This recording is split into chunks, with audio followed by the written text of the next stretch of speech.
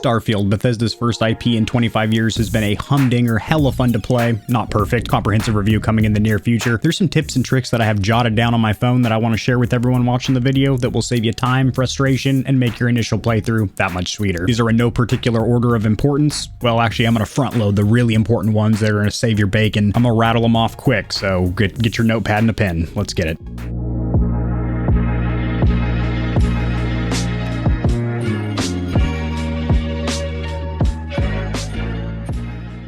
The biggest one I wish I knew right out of the gate is for inventory management, becoming not over encumbered. Now, of course, you can treat your companions like pack mules, very typical of something like Skyrim or Fallout, but in addition to that, if you're outside and within the vicinity of your ship, you can access the inventory at any time. Just from the sub menu, you don't actually need to enter your ship. You just got done schwacking a bunch of enemies, you looted them. Ooh, you're a little over encumbered now. You can pull up your ship's cargo hold and dump off that gear, which is super convenient. Of course, you can extend that cargo space in the shipbuilder system, and if you're picking up any contraband, make sure you have those shielded to keep the intergalactic pigs off your bacon. We're not hosting an intergalactic kegger down here. Next up is going to be for navigating the world. I'm hearing a lot of confusion as far as how you actually get around the world, and it does suck. There are a ton of cutscenes that are going to accumulate. There's like 3 or 4 just to jump to a new location, but actually the opposite of confusing to get to the destination you want. They make it incredibly simple, pretty much a 2-click process. Go to your missions, select the quest that you want to go to. From here, you're able to auto map or auto navigate through the solar system. Then you press one more button to jump there. Now you're going to have to redo this process when you enter that solar system to get to the actual planet so you can land there. But it takes the guesswork out of,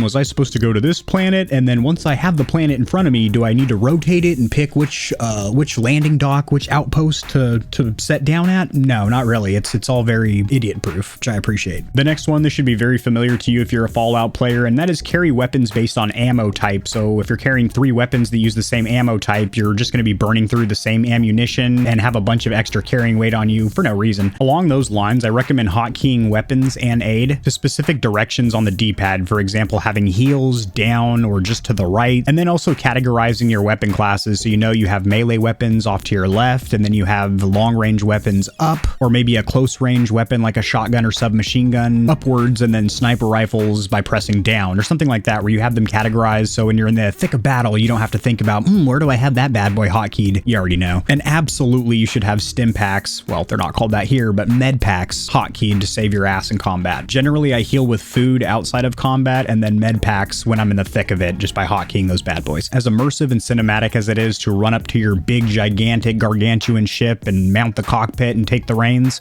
you don't need to. You can actually fast travel to your ship from pretty much anywhere, not dungeons or inside specific buildings, but just bring your happy ass outside to where you can see the sky. Sky's out, thighs out, and you can jump to your ship immediately. Saves a ton of time if you're just trying to grind through the main story. And along those lines, I'm hearing every single tips and tricks video say, hey, focus on the main story, but you truly should, and the reason for that is you unlock powers. There's the little spoiler. You get actual magical powers. Think of it like Bioshock. Not like Bioshock, because those are elemental. These are a lot of gravity-based things, like making enemies float, or being able to dash at super fast speeds, or having unlimited oxygen so you can sprint to your heart's content. It takes a few hours to get to that point in the main campaign where you unlock those powers, so please, for the love of Christ, just focus on that because they're big game changers in combat. The next one is to equip your travel companions with the weapons that they can best make use of. For example, Sam's an absolute beast with a rifle in his hand, so put a rifle in his hand and watch what he can do with it. Along those lines, don't give him some rusty piece of shit. Give him maybe one of your best rifles that you're not going to be using. Whenever you get a new travel companion, look at their traits and equip them with the weapons and equipment they're going to make best use of. Now, as far as your crew, your shipmates that don't travel with you, foot mobile but just stay on your ship, your crewmates. I made that really complicated for no reason. Assign them to the ship or settlements depending on their skill set as well. Some of them have management skills that'll make running a settlement very easy for them. You'll get additional resources, and then other companions have very important ship-based skills such as better ballistics or better shields. The next one, you should be quick saving an absolute F-ton. It is much easier on keyboard and mouse on PC because it's a 1 keystroke for quick save and for quick load right next to it. As we're on console, it is 3 button presses. Unfortunately, you have to pause,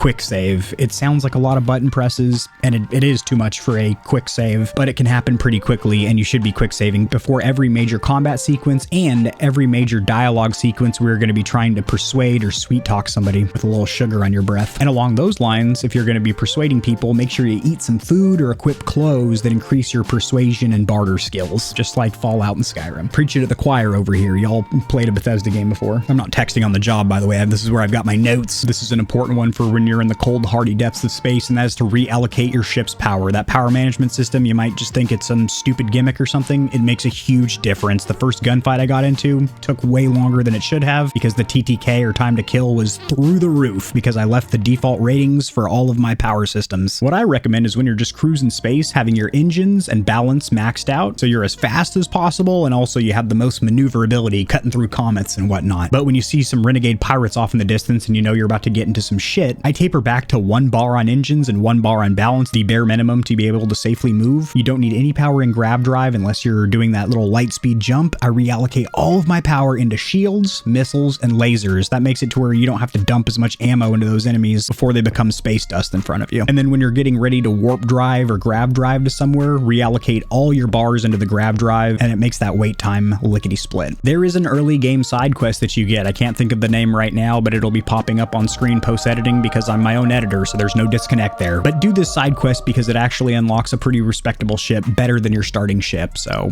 do that for show. For show.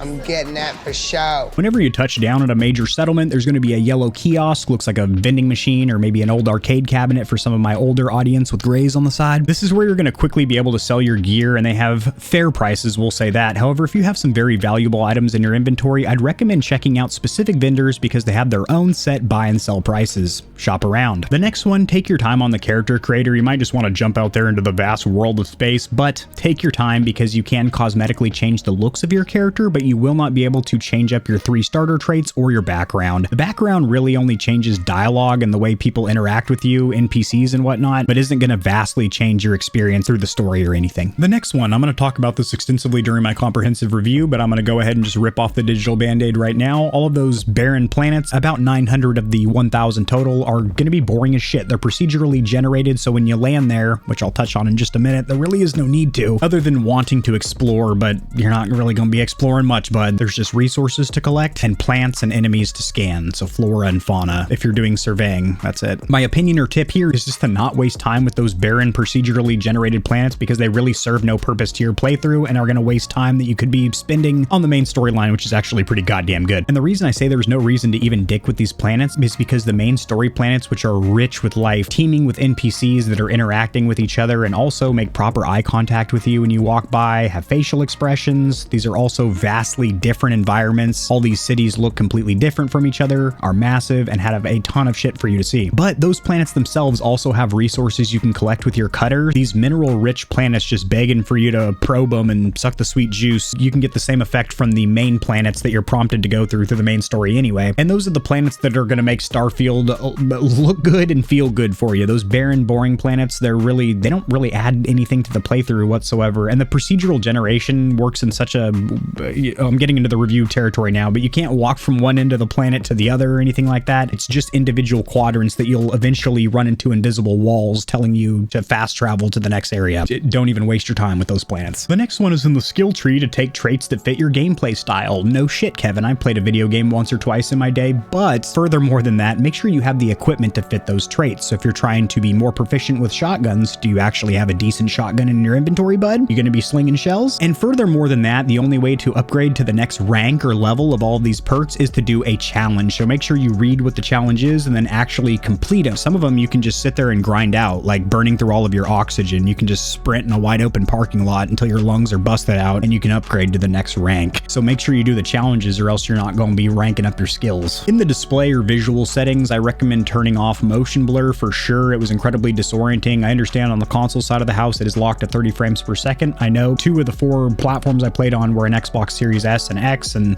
that 30 frames per second is simply whack in 2023. There should definitely be a graphical option for 60 frames per second, but cutting back on some of the graphical fidelity. That doesn't exist, and they implemented a very aggressive motion blur in order to kind of blend together being stuck at 30 frames per second. It looks terrible. It's nausea-inducing. I turned it off immediately. Also, film grain to me added nothing in the way of graphical fidelity. It didn't look good, and generally film grain just looks bad, because when you think about what film grain is, it's just adding a grainy film over potentially sexy graphics. Depth of field, however, they use a very good bokeh, or hopefully I'm pronouncing that correctly. This effect here, where I'm crisp and in focus and these stupid amount of controllers on my shoulder is blurry to the high seas. You can kind of see what's back there, but it's not the main focus. This ugly mug is. And you get a very nice punched out depth of field or bokeh effect. Bokeh? I always fuck that up. You get this nice depth of field effect, which looks cool. I will say it does hinder the frame rate just a skosh in some of the large cities, such as New Atlantis. And because of that, I turned it off. It doesn't look quite as pretty not having that depth of field effect, but I have noticed better FPS stability on the Series S and X by turning that off. Next up, for my controller players, if you're on gamepad, there is no dead zone adjustment, which kind of sucks if you have a controller that's starting to develop stick drift for you. You ain't going to be playing Bethesda's new title on it. But there is, of course, multiple different levels of sensitivity for aiming down sights, as well as hip aiming, and then also ship flying, and even navigating the interface of the menu, your little cursor speed. So same thing I recommend if you're on controller in Apex Legends, go ahead and bump that up so you can whip through the menus quicker with your thumbsticks, and also, of course, bump up that in-game sensitivity at least 10% from 50 to 60, because it's a little sluggish when you're aiming around. But if somebody's over your shoulder and you're trying to snap over to them, you know?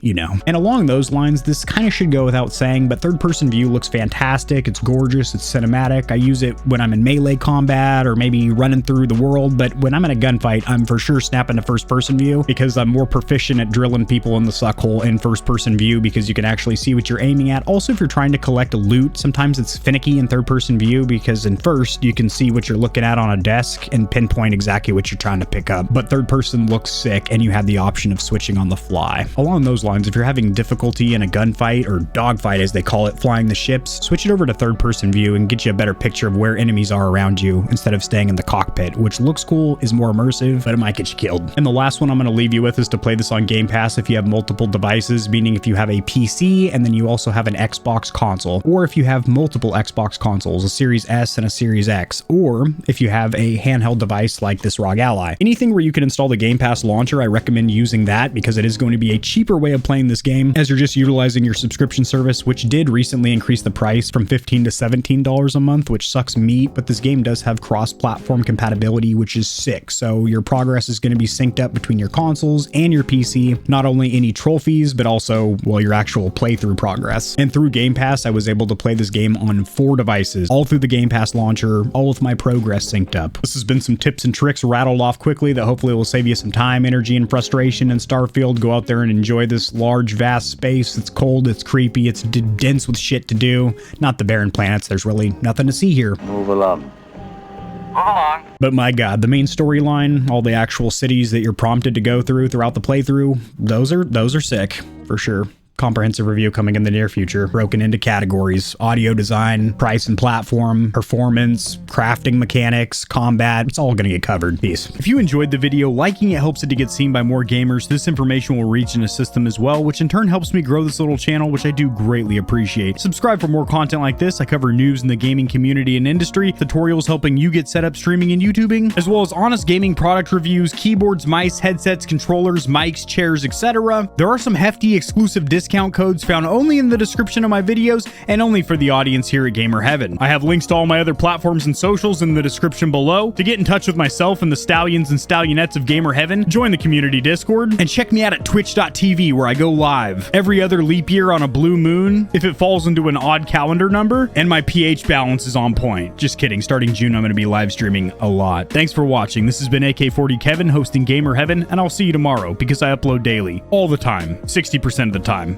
Sometimes, most of the time. Peace.